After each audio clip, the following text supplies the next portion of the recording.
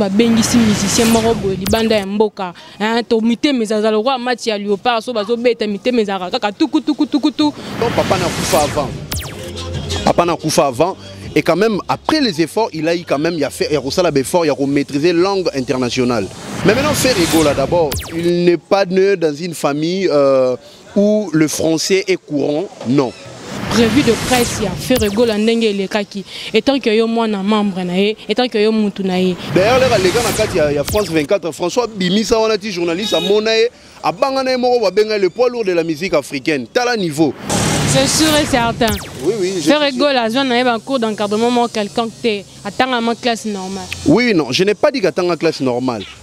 À joie chance on a peut-être il y a ça la classe à Milaï, mais le nécessaire il y a la classe à Sala Yango. Mon aïe qui fait rigolo en papier. Il parlait, il était correct, il a tellement comment on appelle ça? Ce sont des règles qu'on appelle ça en journalisme. Ces règles, les trois c'est court, concis, concret. Azala qui bongo. Quand on lui pose une question, on va répondre. C'est rigolo à l'air avant du journaliste et moi mais ce monsieur il est très intelligent. Qu'est-ce que tu es, monsieur? Avant de bonakatini. Imaginez faire la si interview au Bimo, Bimalibanda boy. N'a pas invité, bah y a une mission sous Babano. Là, faire est-ce qu'on peut prendre une photo? Faire une séance photo? Faire c'est. Rossi News TV et l'émission News Yassika. Oui, tu s'abonner massivement à Rossi TV. On a tout le monde à théâtre, émission, lobo. Musical, political, chronical, sportical, karatécal. Nous sommes Rossi News TV. Abonnement, s'abonner à kaka. On s'abonne, aucune notification. Kuna ndesika makambo elali bébé Rossi News TV. Nde makambo. Osaka Linette na Rossi News TV pour s'abonner. Bienvenue sur votre nouvel numéro à toutes les internautes babi naba abonné à Rossi News TV babi la corona tikaka news boete babi na ko tambo na ko zonga ndako na kutai na moto moko ça tellement intéressant babi moto moko ça tellement important to tika ebongo lekate babi to tika information to nini news ya boye lekate ngabité malgré fatigue malgré nous sonanga il faut vraiment aller kana Rossi News il faut vraiment appeler c'est là vraiment na Rossi News balobi analyste porte-parole azanyo son ambala moko to sangise to pesi eloko moko babi moto alobelaka jet set moto alobelaka président Ferrego la moto a défendra ye babi ke ba mbeze belé mais tozana sur plateau tozana ye Torolobele mingi totika ye moura se présenter à l'obazanani identité na ezanani par rapport à président Ferrego la relation d'une bazanango et puis toroye ba kokota na sujet mususu et puis sans plus tarder toza toujours directement na ye avec malamoko kopesa ye et bonjour et bonsoir. En tout cas bonjour à tous les internautes bao nyonso bazui libaku vraiment ya royambanga pona liboso en tout cas. Moi c'est Jordan Lobakou, votre humble serviteur, journaliste et analyste de Jet Set de Ferrego là. Donc nous sommes de Gaulois, nous sommes là justement pour défendre, parler, propulser et puis faire aussi la communication extérieure de notre très cher groupe Jet Set, c'est ça. Balobi yemo Camilo Belli azara wana pona kopesa information extérieure puis intérieure il y a président Ferrego là il y a groupe Jet Set lelo yo marambo ba rumeur réseau circuler belé ba base peso sale me belé toujours na ba musicien oya biso ba bato basalaka art dramatique to sangisi bango nyonso art musical lelo to komo yo kama soni wana so ba bengisi musicien moko boye libanda ya mboka to mite mezazalo roi match ya Léopard so bazo beta mite mezaka kaka tuku to kende na prolongation to ndenge mo peut to komo banga lelo so ba bengisi musicien moko boye quelconque star na biso ya République démocratique na mboka moko boto aleka na média o eza vraiment internationalement mite na biso mais par rapport il y a prévu de presse il y a Ferrego la ndenge le kaki étant que yo mwana membre nae étant que yo mutu nae et pesala ndenge ni par rapport il y a ndenge ma solo nga ba revue de presse comme otambola. Ah bon en fait excusez tu micro vraiment parce qu'il y a dans mon moulay. Oui OK. En tout cas merci vraiment une très bonne question bien posée. Je vais encore reformuler ta question. Vous savez, Ferrego c'est un artiste, un musicien évoluant au Congo, à Botami, à Koli, à Nakati, il y a Congo Kinshasa. En tout cas, il a eu à passer sur les antennes de France 24, c'est une grande chaîne internationale où il a eu à tenir Ferrego à l'Eka Kiwana, à Betakili Solo. Le début à question Nayo, tu as dit que non, l'air comment musicien congolais, les Kakana TV, match Léopard Mité Mebeta. Vous devez savoir, nous étions colonisés par un pays, par des colonies belges. Mais maintenant, Ferregola, d'abord, il n'est pas né dans une famille où le français est courant, non. D'abord, c'est quelqu'un, d'abord, il y a carrière musicale, il a eu une déception, papa n'a couffé avant. Papa n'a couffé avant. Et quand même, après les efforts, il a eu quand même, il a fait l'effort, il a maîtrisé langue internationale. C'est ça. C'est sûr et certain. Oui, oui. Ferregola, je n'ai pas un cours d'encadrement quelqu'un qui attend à ma classe normale. Oui, non, je n'ai pas dit qu'attendre la classe normale. À ce chance, on a peut-être la classe à Milaï, mais le nécessaire, il y a la classe à Sala Yango. Il sait parler, il sait écrire, il sait calculer. Ce qui est important, Yango Wana. Même d'ailleurs, na Belge n'attend encore il faut pas jouer dans Sala. Et là, il faut tanga, calculer. Trois choses. Et Ferregola, c'est une star à maîtriser la langue. À maîtriser la langue, à maîtriser le français, il parle bien français.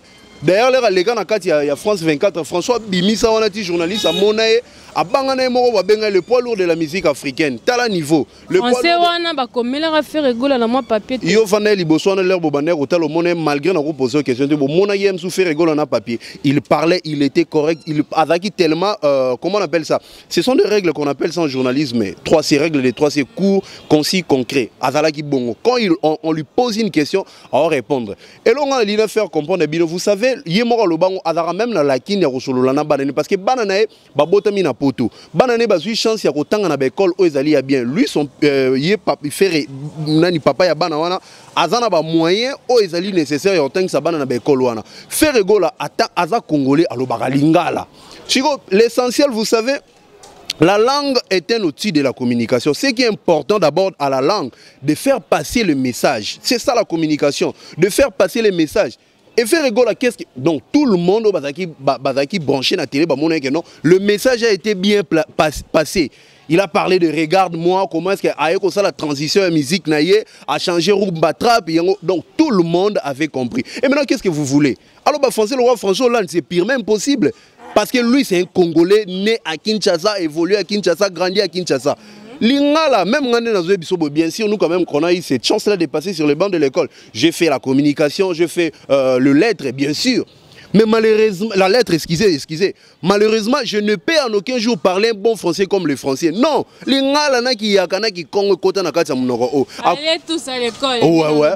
Toujours. Il faut étudier, dans la classe, aller tous à l'école parce que gratuité pesant. On somme une gratuité si maté, doit ta cours d'encadrement. Babi cours d'encadrement pesant dans babi bateau, peut pas lingana, on va faire ça, on a mis sur batouté. Mais quand même, Ferregola, il a félicité par rapport à la revue de presse naïe. Il y a un nom qui va peu appeler ça. Français, moi quand il parlait. On a contesté, quelqu'un. Contexte, gaffe Morez à la guitare. Ferregola quand il parlait, d'abord l'air a eu parole. Il faudrait voir comment est-ce que l'artiste est parlé. Je ne parle pas parce que je suis de Ferregola, mais moi je parle étant analyste et journaliste et Ferregola Ayolo Bayango Bazaki Bando partager plateau ensemble directrice artistique il y a festival Mobo Salamaki à partir il y a Côte d'Ivoire kuna pays francophone. Ferregola l'air avant du journaliste et moi tali bolobi mais ce monsieur il est très intelligent. Qu'est-ce que tu es, monsieur? Avant de bonakatini. Imaginez Ferregola s'il s'est interview au Bimo, Bimalibanda Boy. N'a pas invité, n'a pas mission sous Babano. Ferregola, est-ce qu'on peut prendre une photo? Ferregola, une séance photo. Ferregola, c'est ci. Non, je ne suis pas pour Ferregola. Si quelqu'un Ferregola au la musique, il y a bien. Azo Sala Babiloro, c'est un patrimoine pour notre culture. Ferregola a un patrimoine de la culture Nabiso. Quand même, ça, Azo Sala Loro Malam, pourquoi pas tout le bayango? Pourquoi pas tout bête la ngoma beaucoup? Bon, juste, voilà, tout à qui vraiment pour ça, moi, à vie, on a bengi analyste, on a bengi nyonso. Les lots qui fait de Ferregola, à la production, Mais quand même, d'abord, il y a Liboso, il fallait bêta Zénith. Affaire à Zénith, on est kenda inaperçu. Oh, il paraît coronavirus. Zénith est bêta. Oui, oui. Non, non. Le Zénith. Laisse-moi finir ma question. Il paraît coronavirus. Zénith est bêta matin. Les lots, ce qui est besoin de production dans 2 jours à Boza, que c'est produit. Bozo préparer préparation en haut. Et tant que yo mutozo kumisaye. Ozo côté là et poto bito kena ba polémique moro boydon et luka ba bombe moro bima. Non, non, en tout cas, moi je suis mieux placé, la bouche autorisée vraiment de Jet, c'est de parler. D'abord, je vais te rectifier, Nazo Koumi ça fait arrêter, mais moi, le début d'ailleurs de cette émission, je t'avais bien dit que non, je suis là pour faire la communication extérieure. C'est-à-dire, moi je suis dans la boîte. Il y a des gens qui ne savent pas qu'est-ce qui se passe dans la boîte. Et maintenant, moi, je suis mieux placé pour expliquer, parler aux gens. Bien sûr, ce que tu as dit que nos Ferrego là, Azalaki na production na Zénith na Paris, na France, heureusement, il est qui n'a noté. C'est pour l'année prochaine 2021. Et puis le concert ici, vous le savez bien, Paris, il y a confinement total. Na minute bazana confinement et qu'on le 2 décembre. Mais concert wana ils en février et qu'on en février. Concert eza wana to eza Zénith ité eza You Arena. Olympia donc nini Olympia You Arena ils ne You Arena donc beta kuna et na salle ya You Arena encore Kofi Olomide que ne peut que se produire wana. Oui, le Kofi Olomide il y a ça awa donc bango pe beta kuna donc je suis pas mieux placé à vous expliquer au mamba Kofi wana nde ngana zolo ba mamba Ferrego là bon les kananzela wana en tout cas tozana concert en tout cas venez nombreux ça vrai la bonne musique de Ferrego la Motoyambo. Torobet a vraiment soirée en live, il y a regarde-moi. Vous le savez bien, regarde-moi. Et ça mis documentaire, documentaire partout dans le monde, de grandes stars, de grands artistes. Et ça vraiment documentaire. Concert Ezali le 22e, mais ça remix. Il y a concert où tu as le 10, il y a un mois passé, où tu dans la même ligue. Sikoyo, le 28, donc c'est samedi d'ailleurs. Et Robert Amana tous à l'autour à piscine au monde en vraiment qu'on regarde moi mon toit yambazo yemba biso tozo nager na kata piscine tozo lia tozo mais la veine na kata piscine donc eza ba innovation dans le salimate babilo wana za ba poto au sentir no soirée mo boya makasi ba mindere voilà ba musicien ba olata bazo ba invité ba lati ba bikini bazo sokola. Et l'Europe peut faire rigoler. La moussalisou donc biso de rana ba innovation. Ce qu'on est pour sali bongo billet combien parce que le coma première classe na deuxième classe. Bon organisation parce que yo mutolobi aux avant moto ya boîte yo salara marketing extérieurement pas intérieurement. Et non pas trop bien en kaka ponyo so mbaleze l'euro moko. Non non. C'est bon vraiment si on te cote vraiment na 4 bon le billet c'est à $25. D'ailleurs réservation les les billets c'est à $25. Ce qui vraiment $25 le numéro et qu'on a l'affiche en tout cas bon on a vraiment spot boya na katia chaîne FG Pro donc Ferrego TV bon on a tous les détails et ça vraiment wana concert Ezali samedi oyo billet $25 20h te démarrer jusqu'à X time. Et beti bato pe bana posa ke bazana na yo moko comme yo za muta boîte bakuta na mana yo moko to babenga yo o passer bango numéro de téléphone o expliquer bango esiko billet zo tekama po ba billet rola mukaka te bona imba mona yo somba billet za na ba lieu de vente nango ezali non. Ouais, lieu de vente d'abord si vous voulez bolibo zo numéro nanga ou bien c'est procurer na billet excusez mon numéro c'est plus 243 998 16 32 plus 243 998 16 32. En tout cas, si vous m'appelez Jordan Lubaku, nako indiqué bino comment est-ce que bon ça la pour besoin billet. Boya vraiment nombreux, beau savre bonne musique. Regarde moi tout mais ma bino li sous likolo ndenge Pazoriti le padre Motoyambo maître du temple oyo toujours azalaka toujours wana après ça sera toujours le meilleur. C'est ça. Merci Jordan Lubaku. Plaisir ezaki anga koyambo na plateau na ngai na yebi ke za première fois te na yebi ke ekomi ya et porte fongami et lelo soza na nouvelle to za loro moko ya rolobela babi chaîne yango plateau yango Ronsi News ezali na yebi ke moi libanga ezanga raté msusu bozana ki bango menga na rappelo ba yemba libanga nde makambu moi 2-3 personnes ezala kaka babia moko. En tout cas, là je tiens vraiment à saluer celui qu'on appelle le padre Motoyambo le Pazoriti, le poids lourd de la musique africaine, le patrimoine national, la tête bien faite de la musique congolaise. Ferrego là, bonne salutation là où Ezali. Là, je vois celui qu'on appelle Edo Mouzamba l'intouchable. les deux Mouzamba l'intouchable, c'est lui qu'on appelle Berado Prince des Zamunda. Les colonisateurs Roger Ndong à 500 €, c'est quoi? Les colonisateurs Roger Ndong à 500 €, c'est quoi? Les colonisateurs Roger Ndong à 500 €, c'est quoi? Les colonisateurs Roger Ndong à 500 €, c'est quoi? En tout cas, Mbote na Binonio sous Guilhem Avakala l'ami des boss. Na Pessi Binonio sous Mbote, toute la famille, Bao Bolingarangai. Moi, votre humble serviteur Jordan Lubakou dort pas la nuit. Na Rosala toujours, on a pour nous Pessa Bino Oezali le meilleur, c'est ça.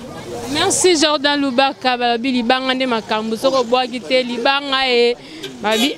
On était avec Jordan Lubaku, Babi. Moto à ça, il a fait rigoler. Moto à l'obelara, analyste, Babi, analyste, a fait rigoler.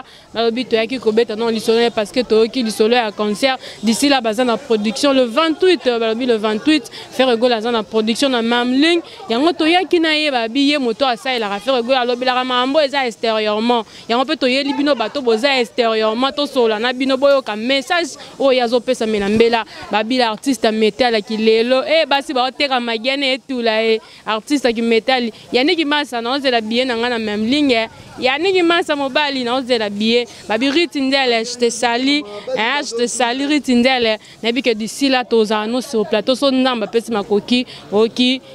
Merci beaucoup. Josh Simboui Babi, Bokeli Mbela ndenge pesa mi billet à $25. Babi bozan aposa bilili bozan aposa la corona za na même ligne. Bino pe botala biso botala faire rigola na production na ndeni nezolekela. Maman na linga bitinda Wester et ça ranga bien bitinda mondi grand Wester est vrai bitinda. Ma bitinda na musuna kenda raté. Babi Yannick Massa le 25 yango yo. Et faire rigola na production Yannick Massa artiste metal na roya. Au bomba qui me rend le 21 et le 28 à Nazoya. Babi, coup de chapeau, babi à toutes les abonnés de Rossi News. Tout le monde a un abonné. Tout ça qui n'a pas potoyo kabanfo. Tout le news il y a président Ferregola. Un amarambozo le canal production et puis tout peut s'abango longonia. Na revue de presse na ndengele kaki babi moto soit sali marambo bien faut bête là ma beaucoup. Président Ferregola bravo. Tout le monde a ni nambala sima émission ezakoya libanga ozwatin bye.